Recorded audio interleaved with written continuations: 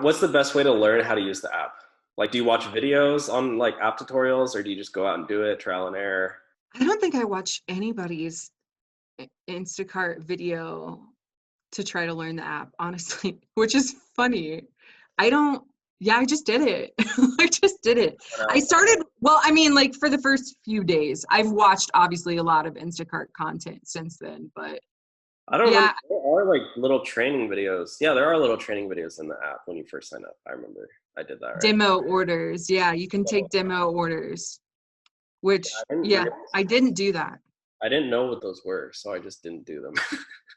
I think you actually have to be at the store to do it. Yeah, I was like, I'm not. Which sounds awful. Like, I wouldn't suggest doing that right now, like putting yourself at risk to not make any money. Like, I don't know.